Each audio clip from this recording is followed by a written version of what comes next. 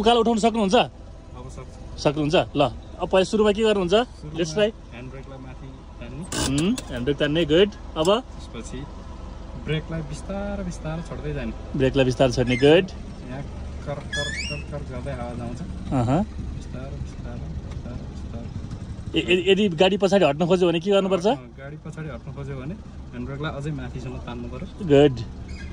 अनि अब हामी ब्रेकलाई छोडिसक्यौँ। ब्रेकलाई छोड्यौँ। अब एक्सिलेटरलाई हल्का प्रेस दिने। एउटा साउन्डमा आएपछि खुट्टालाई नचलाइकन राख्ने। अब त्यसपछि बिस्तारै क्लच छोड्दै जाने। क्लच छोड्दै जाँदा यो साउन्ड चेन्ज हुँदै जान्छ। बिस्तारै यो साउन्ड चेन्ज हुँदै हुँदै पुरा अन्दाज गर्दै जाने। त्यसरी बिस्तारै यो साउन्ड चेन्ज भएपछि गाडी हल्का हल्लिन थाल्छ। त्यसपछि यो दुईटै खुट्टालाई ब्यालेन्स राखिराख्ने।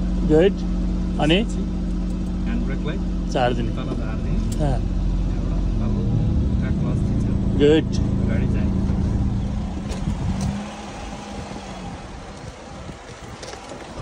सर हजुरको आज उकालो उठाइ कति दिन हो?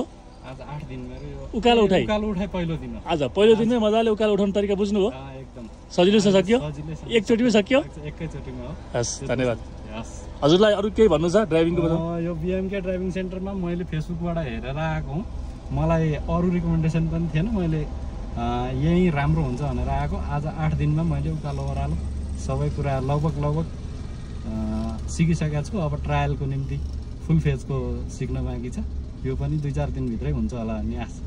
एकदम राम्रो गरिदिनु भएको छ यहाँ दाइहरूले। खुसी लागेको छ। त्यसको निम्ति धन्यवाद।